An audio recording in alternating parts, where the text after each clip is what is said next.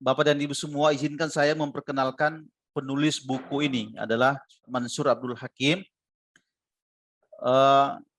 Dia merupakan penulis produktif, ya, kelahiran Kairo tahun 1955, anak ke-6 dan 8 bersaudara. Ya. Dia dikenal sebagai penulis produktif. Ya. Saya lihat buku yang ditulis sudah hampir 300 judul buku. Ya. Dia juga seorang wartawan. Ya. Beberapa tulisan-tulisan beliau itu dimuat di koran dan majalah di Timur Tengah seputar kajian-kajian tentang keumatan, tentang sosial, dan bahkan juga tentang fenomena fitnah akhir zaman. Ya. Bahkan disebutkan beliau ini adalah seorang penulis pertama dari penulis Arab pertama yang berani menulis tentang Al-Masuniyah atau Freemason. Ya. Dan buku yang ditulis oleh Mansur Abdul Hakim yang terbit di Al-Kausar ada 3. Yang pertama tentang Gulibatir Rum, bangkit dan runtuhnya peradaban Romawi. Kemudian ada Khalid bin Walid, ya. Kemudian yang ketiga yang terbaru yang kami cetak, yang kami terbitkan adalah Hajjaj bin Yusuf Ats-Tsaqafi. Ya.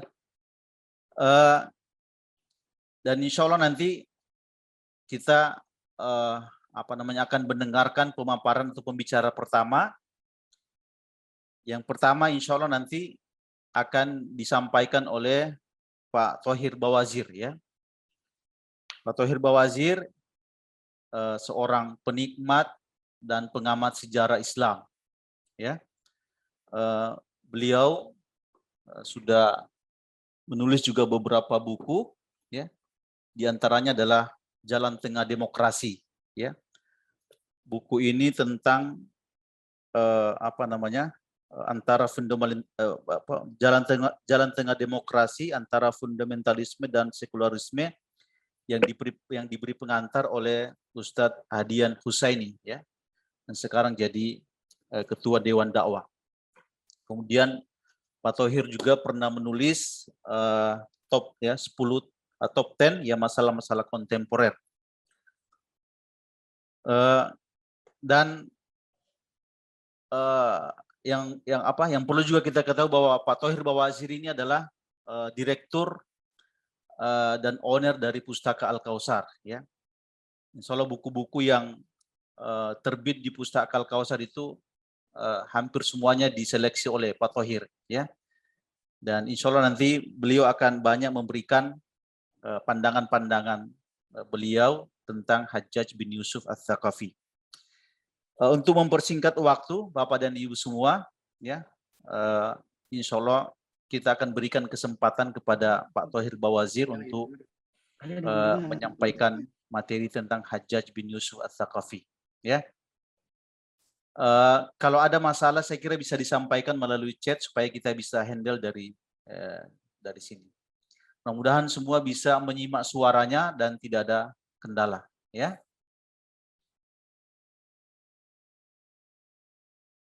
Iya. Saya persilakan kepada Thohir Bawazir. Waktunya insya Allah selama 25 menit, Pak. Ya. Terima kasih. Assalamualaikum warahmatullahi wabarakatuh. Waalaikumsalam warahmatullahi wabarakatuh. Alhamdulillah pada kesempatan sore hari ini kita melalui Zoom meeting akan mendiskusikan sebuah buku yang berjudul Hajjaj bin Yusuf Al-Gojo Bani Umayyah. Buku ini termasuk buku unik gitu ya. Jadi karena figur yang dibahas adalah biografi seorang tokoh kontroversial. Dan beliau sendiri bukan seorang khalifah, bukan seorang kepala negara, namun hanya seorang panglima dan sekaligus juga gubernur. Namun popularitas beliau melebihi khalifah itu sendiri, yaitu beliau berkuasa pada era kekuasaan Abdul Malik bin Marwan dari dinasti Bani Umayyah. Jadi sekitar tahun 70 Hijriah. Nah, Hajjaj bin Yusuf sebetulnya hanya orang kedua, kalau di Indonesia mungkin kalau kita sejarah Mojopahit hanya Patih ya. Namun Patih kita tahu, pernah dengar Patih Gajah Mada itu lebih terkenal dibanding Raja Hayam Wuruk. Nah begitu pula Hajjaj bin Yusuf, namanya lebih banyak disebut dibanding Khalifah Abdul Malik bin Marwan sendiri, padahal dia hanya pembantu atau tangan kanan khalifah. Cuman karena Hajjaj bin Yusuf bukan seorang khalifah, maka biasanya pembicaraan tentang Hajjaj bin Yusuf walaupun banyak, tapi tidak ada buku khusus. Biasanya yang diabadikan dalam kitab-kitab itu umumnya hanya tentang kehidupan para khalifah, secara para khalifah, karena Hajjaj bin Yusuf itu hanya seorang gubernur, sehingga kisahnya banyak sekali di kitab-kitab sejarah. Namun dalam bentuk buku yang khusus ini, insya Allah dalam bahasa Indonesia hanya buku ini, hanya yang ditulis oleh Mansur Abdul Hakim. Dan ini menjadi buku istimewa, apalagi beliau seorang jurnalis, jadi analisanya insya Allah cukup tajam, cukup memuaskan, dan memperjelas tentang sosok Hajjaj bin Yusuf ini yang selama ini kita banyak mendengar atau membaca tetapi tidak detail. Dan dalam buku ini, insya Allah nanti kalau para pendengar berkesempatan membeli akan memperoleh gambaran yang lebih utuh tentang figur Hajjaj bin Yusuf. Nah, tadi sudah saya sampaikan bahwa Hajjaj bin Yusuf itu tampil di panggung kekuasaan itu sekitar tahun 70 Hijriah.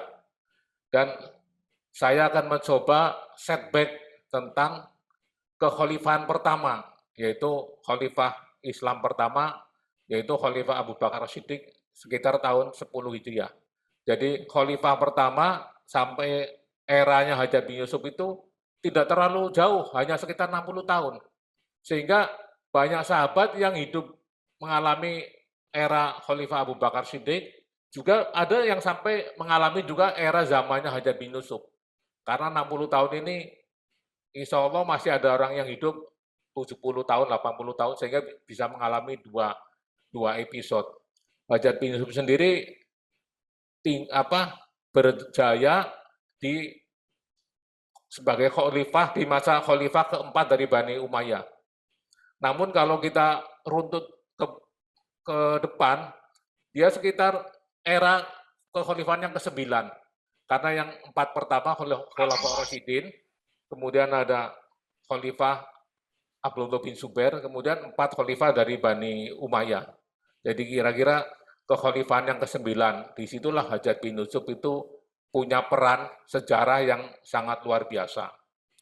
Nah, sebelum kita bicara lebih lanjut tentang Hajjaj bin Yusuf, akan kita coba gambarkan atmosfer pada era awal kekhalifahan pertama, yaitu era Khalifah Abu Bakar Siddiq, di mana pusat kekuasaan Islam ada di kota suci Madinah.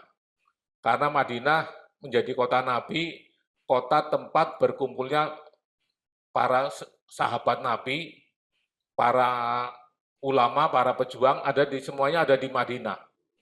Kemudian Abu Bakar Siddiq sebagai khalifah pertama, kemudian digantikan oleh Khalifah Umar, Khalifah Utsman, dan hingga Khalifah Ali, itu yang disebut masa-masa keemasan Islam, 4 Khalifah Rasyidin itu.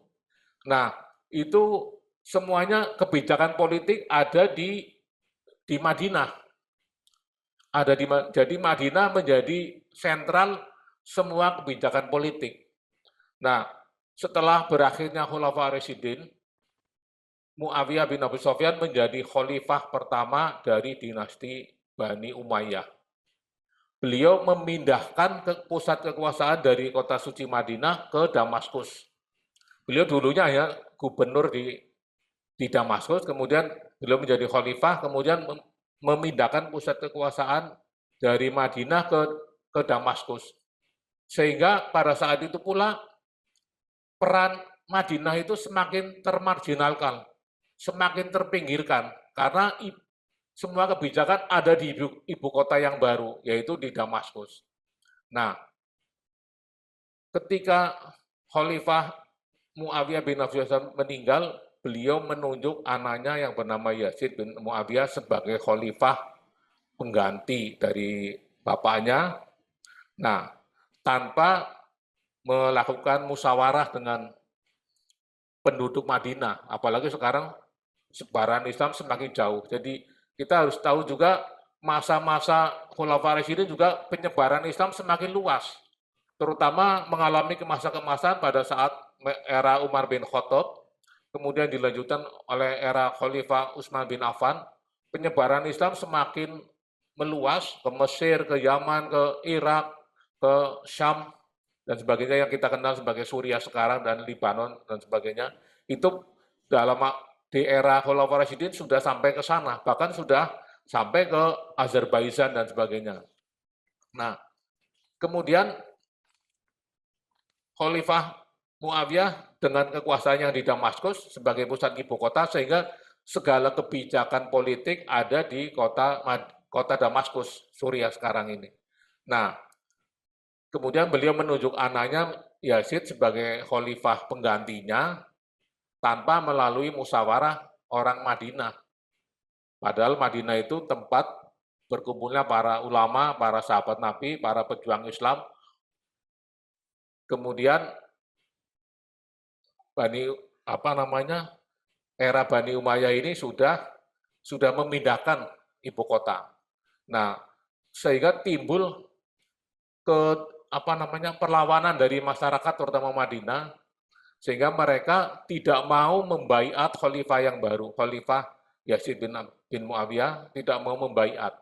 Namun belum ada khalifah tandingan, hanya tidak mau membaiat, istilahnya tidak mau taat dengan khalifah yang baru karena mereka merasa bahwa di kami ini lebih banyak orang yang lebih layak, dan ketidakmau baiatan itu sama Khalifah Yazid dijawab dengan mengirim pasukan tempur yang dipimpin oleh seorang jenderal yang bernama Muslim bin Uqbah, sehingga terjadi tragedi yang sangat dahsyat di Madinah, dan banyak orang-orang sahabat yang gugur di Madinah karena kalah dengan pasukan yang dipimpin oleh Muslim bin Uqbah itu sendiri. Kemudian ada salah satu sahabat Nabi yang bernama Abdullah bin Zubair itu lari ke kota Mekah karena Madinah sudah tidak kondusif. Kemudian lari ke kota Mekah. Nah, kemudian Abdullah bin Zubair lah memproklamirkan dirinya sebagai khalifah. Jadi pada era Yazid bin Muawiyah itu ada dua khalifah. Yang satu berdomisili di Damaskus, yang satu berdomisili di Mekah, yaitu Khalifah Abdullah bin Zubair. Nah, terjadi dualisme khalifah ini sesuatu yang buruk buat umat Islam. Dan masing-masing wilayah itu menjadi bingung. Ada yang punya orientasi mendukung kekhalifahan di Mekah, ada juga yang berkiblat ke Damaskus. Terjadi dualisme kekhalifahan dan terjadi perang urat saraf antara kedua khalifah ini. Masing-masing mempressure supaya masing khalifah itu tunduk ke khalifah yang satunya. Namun belum terjadi perang fisik. Nah, kemudian nggak lama kemudian Khalifah Yazid bin Muawiyah itu padahal masih muda meninggal mendadak. Beliau hanya 3 tahun menjadi khalifah, meninggal mendadak. Kemudian sayangnya momentum itu tidak bisa menyatukan. Mestinya kalau ini mengangkat yang Abdullah bin Zubair, namun dari kalangan Bani Umayyah mengangkat Marwan bin Hakam sebagai khalifah pengganti Yazid bin Muawiyah. Nah, padahal Marwan bin Affan itu sudah sangat tua usianya, sudah di atas 70 tahun. Nah, dualisme kekhalifahan tetap berlanjut. Namun mereka belum terjadi perang fisik antara kedua, hanya perang urat saraf sama mempengaruhi masing-masing wilayah seperti Mesir, kemudian ke Yaman atau mungkin ke wilayah Irak dan sebagainya, itu supaya memilih khalifah yang ini atau yang ini. Nah, kemudian para ulama atau sejarawan Islam mengatakan bahwa kedua khalifah ini dianggap sah semua. Khalifah Yazid juga sah, Khalifah Abdullah bin Zubair juga sah. karena masing-masing punya pendukung. Jadi dari segi legalitasnya sama dari dukungannya sah. Cuma dari segi kelayakannya, semua ulama bersepakat bahwa Abdullah bin Zubair jauh lebih layak dibanding Yazid bin Muawiyah sebagai khalifah. Dari segi layan. Namun sejarah kan mengatakan bahwa bukan soal kelayakan atau tidak layak, tapi mana yang lebih kuat. Nah inilah nanti Hajjaj bin Yusuf masuk ada di sini. Jadi dua kekhalifahan ini mau tidak bisa diselesaikan. Kemudian Abdul Marwan bin Hakam meninggal, kekuasaannya diserahkan kepada anaknya Abdul Malik bin Marwan. Nah, Abdul Malik bin Marwan ini kemudian dipertemukan dengan seorang pemuda yang bernama Hajjaj bin Yusuf. Nah, Hajjaj bin Yusuf itu dikenal seorang pemuda yang sangat berani, fasih berpidato, hafal Al-Quran, kemudian sangat keras. Kemudian Hajjaj bin Yusuf sendiri menawarkan diri, saya siap mengabdi kepada Khalifah Abdul Malik bin Marwan untuk menghadapi kekhalifahan tandingan, yaitu Abdullah bin Zubair. Nah, ternyata keberadaan Hajjaj bin Yusuf itu buat khalifah itu sesuatu yang pas itulah. Kira-kira negara lagi lesu begini, tahu-tahu muncul seorang pemuda yang bernama Hajjaj bin Yusuf, kemudian dia minta dikasih wewenang untuk memobilisasi masyarakat Damaskus untuk menjadi tentara, untuk wajib bela militer. Nah, Hajjaj bin Yusuf itu punya kebijakan yang sangat radikal. Dia mengatakan bahwa barang siapa pemuda ada di Damaskus wajib ikut wajib militer. Kemudian yang tidak mau ikut, ancamannya dibunuh. Tidak mau lagi, rumahnya dibakar. Sehingga rakyat ketakutan. Sehingga dalam tempo beberapa hari saja sudah terkumpul pemuda-pemuda siap yang untuk menjadi relawan untuk memerangi Khalifah Abdullah bin Zubair di Mekah. Karena sikap kerasnya itu, kekuatan militer Bani Umayyah langsung meningkat signifikan karena dipimpin pemimpin yang keras, sehingga dalam tempo singkat sejarah mengatakan bahwa pasukan Hajjaj bin Yusuf menyerbu Mekah. Terjadi perang besar-besaran antara kekuatan Abdullah bin Zubair melawan kekuatan Hajjaj bin Yusuf. Dan Hajjaj bin Yusuf memperoleh kemenangan yang besar. Abdullah bin Zubair tewas terbunuh, kemudian Mekah menjadi tunduk pada kekuasaan Bani Umayyah. Jadi dengan begitu berlahirlah riwayat kekhalifahan double atau kekhalifahan tandingan. Abdullah bin Zubair sudah berakhir dengan dibunuhnya oleh Hajjaj bin Yusuf. Dan dalam buku ini dikisahkan bahwa kekejaman Hajjaj bin Yusuf kelewat batas, bahkan terhadap mayat pun tidak ada perlakuan yang wajar. Dan itu Hajjaj bin Yusuf akan menunjukkan dirinya bahwa saya ini pemimpin yang baru. Kemudian oleh Khalifah Abdul Malik bin Marwan, Hajjaj bin Yusuf mendapat penghargaan, yaitu menjadi gubernur untuk membawai wilayah Mekah, Madinah, dan Taif atau yang dikenal Hijaz sebagai hadiah. Dan dalam tempo yang singkat, Hajjaj bin Yusuf memegang kendali Mekah. Suasana Mekah itu menjadi berubah. Mungkin pada eranya Khalifah Abdullah bin Zubair itu sangat persuasif mungkin. Kemudian dengan kepimpinan yang gayanya otoriter dan keras, suasananya begitu mencekam di Mekah. Bahkan Hajjaj bin Yusuf tidak punya belas kasihan terhadap para sahabat Nabi yang masih hidup, yang tua pun tidak ada rasa hormat. Bagi Hajjaj bin Yusuf, urusannya harus tunduk pada khalifah. Jadi pada sahabat-sahabat yang tua seperti Anas bin Malik, kemudian ada Abdullah bin Umar bin Khattab, itu masih melihat kebijakan politiknya Hajjaj bin Yusuf itu kelewat bengis. Tapi Hajjaj bin Yusuf tidak pernah peduli. dengan sikap kerasnya, akhirnya rakyat Mekah mengadu pada khalifahnya supaya Hajjaj bin Yusuf itu dipindahkan dari Mekah. Karena membuat Mekah menjadi tidak nyaman. Kemudian sama khalifah itu diturutin, Hajjaj bin Yusuf dipindahkan ke Irak, sebuah wilayah yang memang paling susah dikendalikan oleh Khalifah Bani Umayyah, Khalifah Abdul Malik. Hajjaj bin Yusuf dikirim ke Irak dan karirnya berakhirnya juga sampai nanti di Irak. Di Irak, Hajjaj bin Yusuf itu berkuasa lebih dari 10 tahun. Dan kemampuan Hajjaj bin Yusuf itu, kemampuan untuk berpidato, berorasi dengan kekuasaannya itu memang menimbulkan ketakutan di masyarakat. Ancaman demi ancaman, bahasa-bahasa verbal yang disampaikan pidatonya Hajjaj bin Yusuf itu sebagai gubernur Irak itu memang bikin seram masyarakat. Sedikit-sedikit ancamannya bunuh. Dan tidak hanya ancaman, memang ada eksekusi langsung.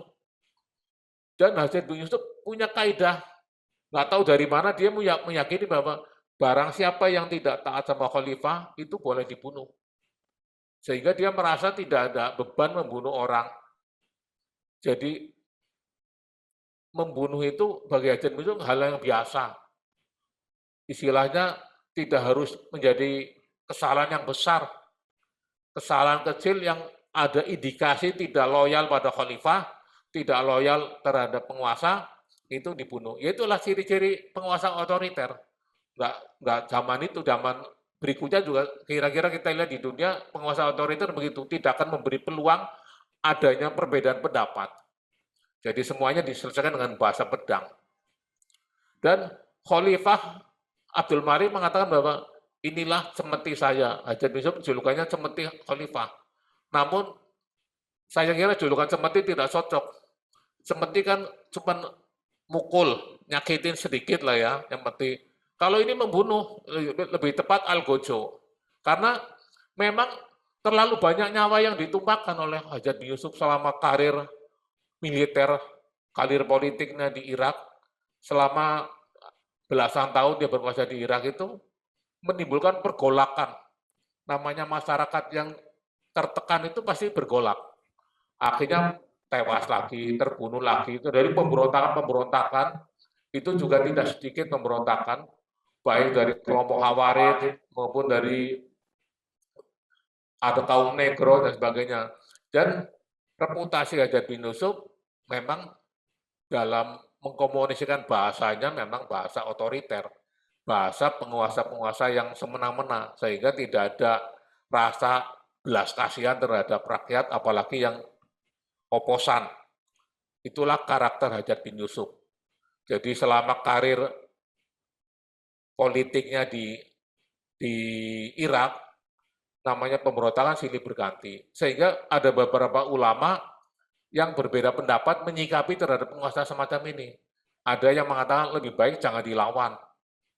Seperti ulama tabi'in itu Hasan Basri itu tidak berani melawan secara frontal. Namun ada ulama yang berani melawan secara frontal, yaitu seorang tabi'in pula, Said bin Zubair, akhirnya dibunuh juga oleh khalifah. Dan reputasi Hajjaj bin Yusuf itu akhirnya dalam episode sejarah itu sudah dikenal sebagai tukang bunuh, eksekutor atau jagal. Walaupun jabatan resminya adalah gubernur. Namun kita harus akui juga Hajjaj bin Yusuf itu selama berkuasa juga banyak melakukan ekspansi Islam. Ada juga prestasi-prestasi prestasi-prestasi yang dilakukan oleh Hajjaj bin Yusuf. Ada pengembangan Islam sampai ke India, ke Hindustan, ke Asia Tengah. Jadi nggak melulu ngadepin pemberontakan, tapi juga ada ekspansi. Dan itu memang Islam, kelebihan Islam itu dimanapun tumbuh terus. Walaupun di dalam internal itu cekcok dan pertumpahan darah, tapi namanya Islam itu berkembang terus. Jadi apapun kondisi internal di dunia pada saat itu, Islam tetap saja mengalami pertumbuhan. Nah, kemudian kita akan bertanya, apakah Hajjaj bin Yusuf itu seorang pemimpin yang sukses? Ini ukurannya harus kita lihat, sukses itu kalau di mata Khalifah Abdul Malik, Hajat sangat sukses karena selalu menang. Jadi segala pemberontakan bisa ditumpas, kemudian kekuasaan juga menjadi stabil. Jadi Hajat bin Yusuf kalau ukurannya sukses, dari kacamata penguasa, sukses. Ya kita lihat penguasa-penguasa di era-era modern juga banyak yang sukses. Artinya penguasa otoriter sukses. Bisa sampai langgeng kekuasaannya, sampai orangnya mati baru diganti, itu kan berarti sukses. Sukses secara keduniawian. Namun kalau kita lihat dari kacamata kecintaan rakyatnya, tidak ada yang cinta sama Hajat bin Yusuf. Rakyat itu membenci, mengutuk, kemudian mendendam. Dan itu namanya dendam terhadap penguasa itu imbasnya panjang. Apalagi ada yang keluarganya terbunuh. Bahkan di dalam buku ini dikisahkan bahwa nyawa yang melayang diperkirakan di atas 100.000 orang selama Hajat bin Yusuf berkuasa. Dan kadang-kadang hanya untuk dosa yang kecil atau masalah yang sepele pun Hajat bin Yusuf tega membunuh. Misalnya di dalam buku ini dikatakan Hajat bin Yusuf berpidato di sebuah masjid di Irak. Dia mengatakan, saya pemimpin kalian, kamu kalau keluar masjid harus lewat pintu sebelah kiri misalnya. Barang siapa yang berani keluar lewat pintu sebelah kanan, berarti halal darahnya. Sampai seperti itu, sekedar mengambil jalan lain aja sudah ancamannya nyawa. Dan akhirnya Hajat bin Yusuf itu dengan segala kelebihan dan kekurangannya fenomenal sebagai orang yang haus darah. Dan itu sudah ditulis di sejarah di buku-buku sejarah, bahkan banyak beberapa ulama yang mengkafirkan.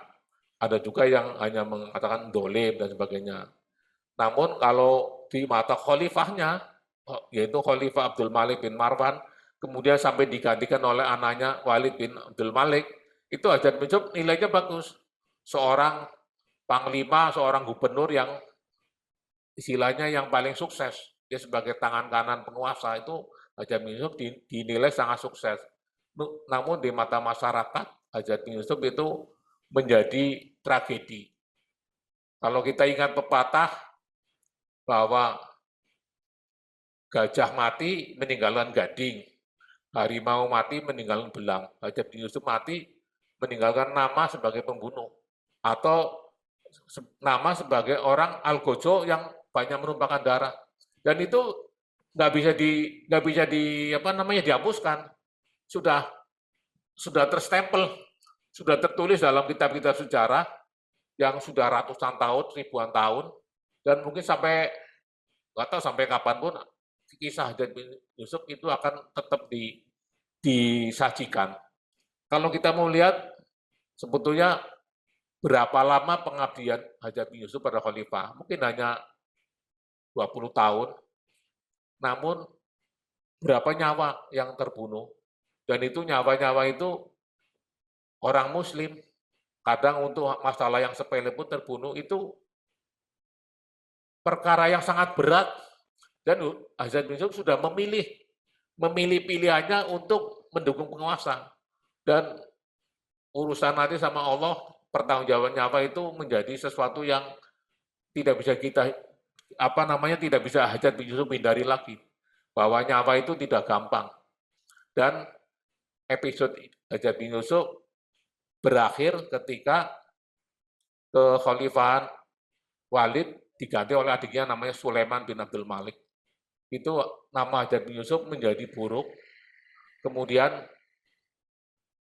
bahkan keluarganya Hajat bin Yusuf pun dalam buku ini disebutkan bahwa keluarganya pun menanggung aib, terusir, terhina, tercemar namanya, itu menanggung aib. Yang memuji sudah meninggal, khalifahnya dua yang memuji sudah meninggal, tapi sisanya tinggal menanggung aib. Bahkan khalifah yang dikenal sangat luar biasa solehnya, itu Khalifah Umar bin Abdul Aziz, mengatakan bahwa kami ini dibebani dosanya Hajat bin Yusuf. Ya saya kira ini saja ya, mungkin hanya sedikit yang bisa kita ceritakan. Nanti insya Allah bisa disampaikan oleh Ustadz Asep Sobari yang lebih fasih gitu. Yang kedua lagi, ya biar lebih puas, mudah-mudahan bisa baca bukunya langsung. Saya kira itu aja. Terima kasih. Assalamualaikum warahmatullahi wabarakatuh. Waalaikumsalam warahmatullahi wabarakatuh. Ya. Saya kira menarik sekali apa yang disampaikan oleh Pak Thohir tentang latar belakang sampai munculnya Hajjaj bin Yusuf Al-Thaqafi di masa Abdul Malik bin Marwan. Juga beliau tadi menyampaikan banyak nilai-nilai yang bisa kita ambil di antaranya bahwa kesuksesan seseorang itu ya tentu berbeda antara kesuksesan dalam pandangan seorang penguasa dan masyarakat seperti halnya Hajjaj bin Yusuf Al-Thaqafi ya. Bapak-bapak dan Ibu semua sekalian, saya merasa senang karena sampai pada detik ini jumlah peserta yang hadir sudah 192 orang ya dari berbagai macam daerah di Indonesia. Yang mudah-mudahan bisa terus menyimak sampai acara ini selesai.